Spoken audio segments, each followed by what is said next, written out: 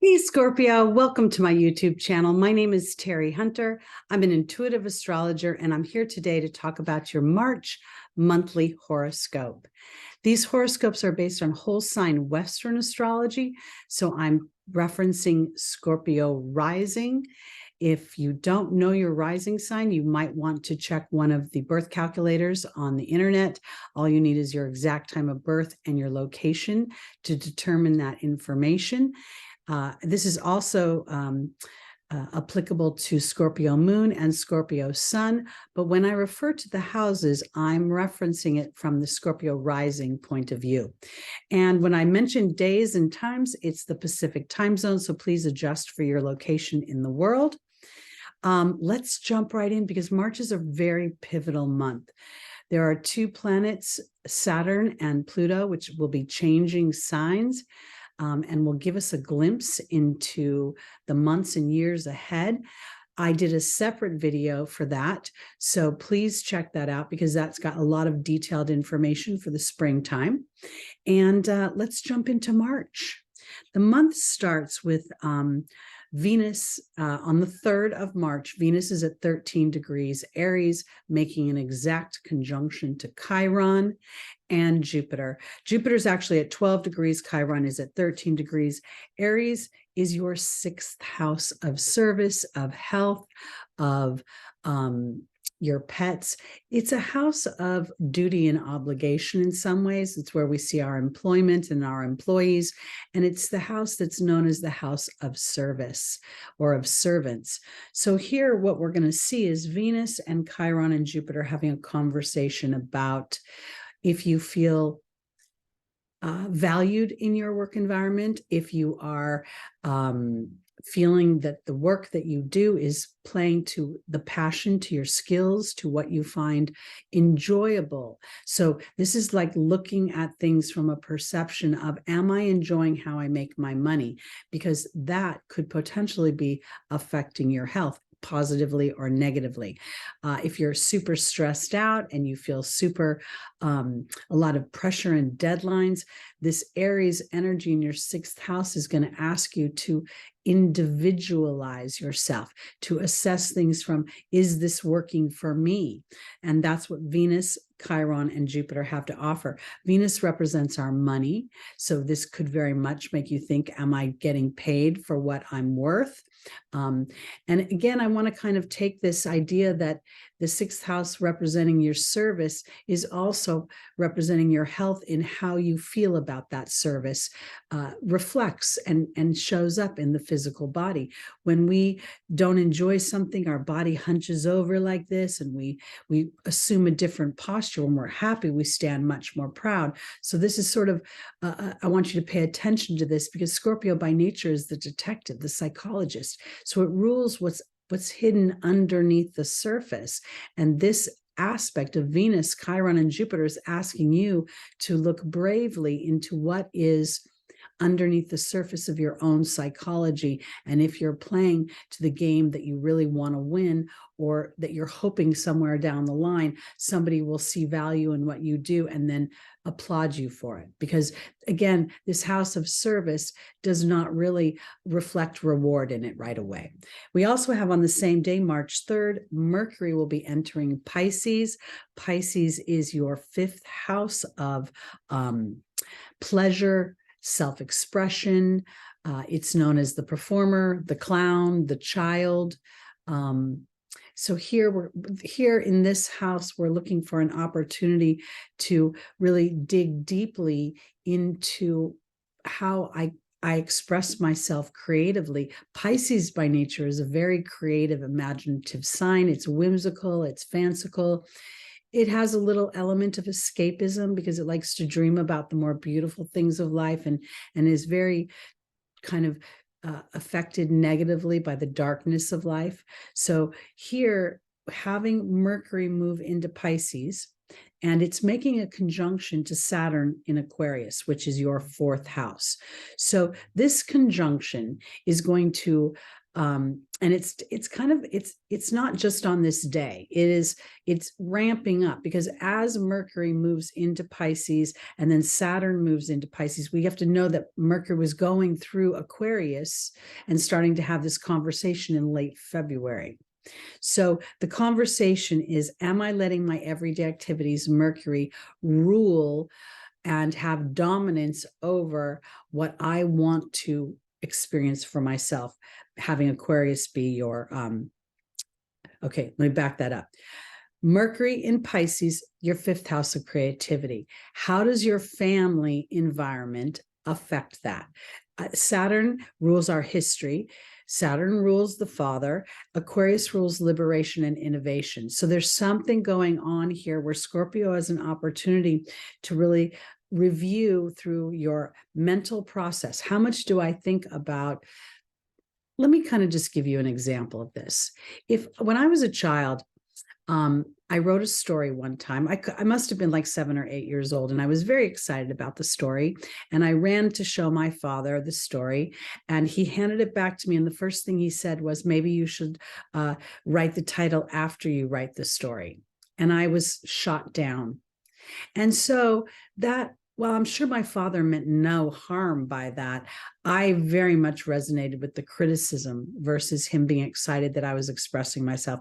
Somewhere, Scorpio, this is playing out for you in the beginning of the month, because what you garnish and what you evaluate and what you conclude as a result of these planets coming together will see you through the subsequent weeks and months ahead.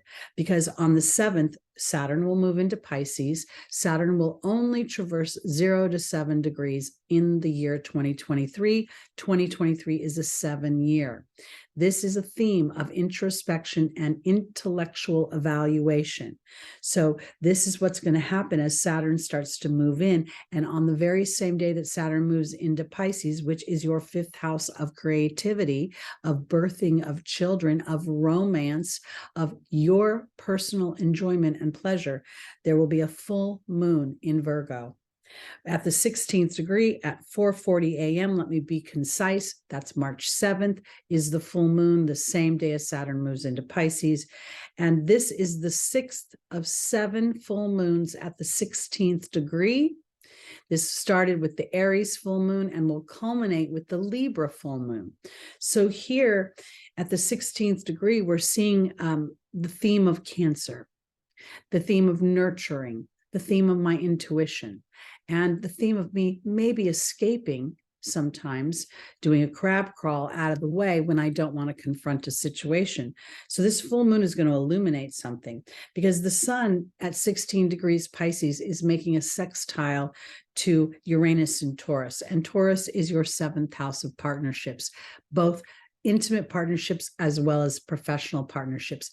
But now let's look at the theme of Pisces being your 5th house. Yes, this is your individual creativity, but it's also how you feel romanced. And if my perception of Scorpio is very, it's a very savory and a very sensuous, a very deep sign. So it doesn't want to be seen superficially. It wants to be seen for authenticity and for what lies beneath. And as you know, Uranus has been transiting your 7th house. It's been asking you to liberate yourself from where you've given up your power to another situation, either your partner, because of financial reasons. Maybe there's even sex involved, in the sense of sex has become a power struggle. And this is offering you an opportunity to liberate yourself from all those stories and to start to set a new platform for you to walk this journey with, meaning walking this lifetime. On the 10th, we see Jupiter and Chiron continuing the conversation that it had with Venus earlier in the month.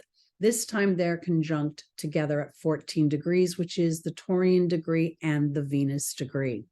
This conversation about my self-worth is continuing on and on, because the planets are asking Scorpio to claim yourself. You are such an amazing sign. And like some of the other more assertive signs, you get lambasted all the time for your stinger.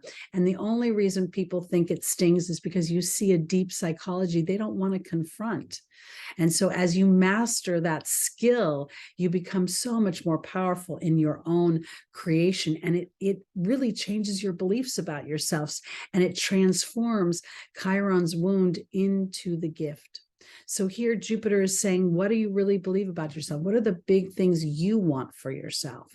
Because I don't, Scorpio can feel insecure, but the natural energy of Scorpio is powerful. So if you're not claiming that power, it's the planets are going to continue to ask you to. They're going to continue to line up in ways that put you in situations that will, in some ways, put you at that fork in the road. Am I going to believe that I can have the things I want? Am I going to believe that I'm a powerful co-creator, or am I going to give my power away and settle or acquiesce to something that doesn't really serve my happiness? On the 13th of March, we're going to see your co-ruling planet Mars still traversing Gemini, but it's starting to make a trine to Saturn as Saturn has entered Pisces. And we're going to feel this throughout the rest of the month as this trine gets stronger and stronger. On the 25th of the month, March, Mars will move into Cancer. It will finally leave Gemini, and I feel like Mars is happy to get out of there, because I feel like Mars has been tasked this whole time in Gemini to be aware of how he shows up, how abrasive he may be, how harsh he may be, how pushy he may be, and to transform that energy. So here we see Gemini being your 8th house of transformation. This is really giving you here the co-ruler of your sign. Mars is in the 8th house, which it is familiar with. So this is about a willingness to be brave, because by the time we get to the 25th of March, Mars has moved into Cancer, and by the 29th, that is an exact trine. Mars is 2 degrees Cancer, and Saturn is at 2 degrees Pisces. This is a reconciliation of your history, and now it's an opportunity to rebuild from a brave platform that digs deep into your authenticity and is no longer hiding behind stories you tell yourself that disempower you. On the 16th of March, Venus will enter her rulership of Taurus, which again is your 7th house. So things by now, the epiphanies that you've had, the realizations and the willingness you've had to be accountable, not blaming, not criticizing yourself or another, will start to show benefit. Because as Venus moves into her rulership of Taurus, by the 30th of March, she will make an exact conjunction to Uranus. And this is a very liberating energy. And it can, in some ways, be a polarizing thing. It could end a relationship. It could begin a relationship. It could recalibrate a relationship. A lot of it will depend on the willingness to dig deep that you've done the beginning of the year. I also want to offer this, Scorpio, because you're on the eclipse axis, and we saw you experiencing eclipses at the end of 2022, and we will revisit those eclipses, at least one of them, this springtime. So something's coming to a culmination. On the 19th, Mercury moves into Aries, and by the 27th of the month, Mercury is at 18 degrees, making an exact conjunction to Jupiter in Aries, your house of transformation. So, I'm sorry, your house of work, the 6th house of work, which is also giving you an opportunity to transform any enslavement that you feel mentally, emotionally, physically, because this is at the Virgo degree. 18 degrees is the Virgo degree. So we've got Mercury, the mind, which rules the 18th degree. We've got Jupiter, which rules large concepts, big philosophical, who am I, what am I, why am I here? And here we have an opportunity to be brave in that assessment, because as the sun enters Aries on the 20th, the next day we have a new moon at 0 degrees Aries, which is powerful beyond a normal new moon. This is the 0 degree at the critical degree on the world axis. So this is going to birth something new. I'm going to do a separate video, a more in-depth video, but your awareness of this and your willingness to set an intention to have Spirit bring forth an experience that helps Scorpio anchor in this energy. You're a fixed sign. And while I know you rule a deep psychology, through experience, you will learn how to root this and then move it forward. On the 23rd, we have Pluto entering Aquarius. It will be at the 0 degree in 2023. It will not move beyond that, which again is a very powerful energy. I've done a separate video on that with detailed information for the springtime, so please check that out. But for the most part, what I want to say here is that it takes Pluto 248 years to traverse the zodiac. So we're going to get an opportunity twice to experience Pluto at 0 degrees Aquarius. First in this stint, it starts on March 23rd. It will stay in Aquarius until, I believe, May 1st. Then it will retrograde, re-entering Capricorn on June 11th. Then it will stay in Capricorn until January 2024, when it will re-enter Aquarius. So the information, the way you liberate yourself now, the seeds that you plant during this particular Pluto entry into Aquarius will start to capitalize on them when Pluto moves into Aquarius for the next 20 years in 2024. So that's it for the month of March. We've got a lot of stuff coming up. So our awareness, our intention, our setting up. I think what I'm trying to foster right now is setting up the landscape, preparing, putting my ducks in a row so that when the Spirit brings me that inspired thought that puts me into action, I am not only physically prepared, but I'm emotionally, spiritually, and intuitively prepared to receive all that is coming my way in the way of bounty, transformation, and evolution. And I do believe for my Scorpios that there is much bounty to be had in the form of feeling connected to others in a way that's in a more balanced energy, an exchange of power versus an eclipsing or a dominance in power. All right, that's it for me, for my Scorpios. Again, my name is Teri Hunter. If you'd like to book a reading with me, I am available. Please join me Sunday mornings, 11 a.m. Pacific, where we do our live stream. We look at the transits for the week ahead, and we get the angels' advice for traversing them. Please like, please subscribe, please hit the notification bell. I'm going to be producing a bunch more content. I feel very excited moving forward. It took me a little while to find my voice, but I got it now. So I'll see you soon, Scorpio. Take care. Peace out.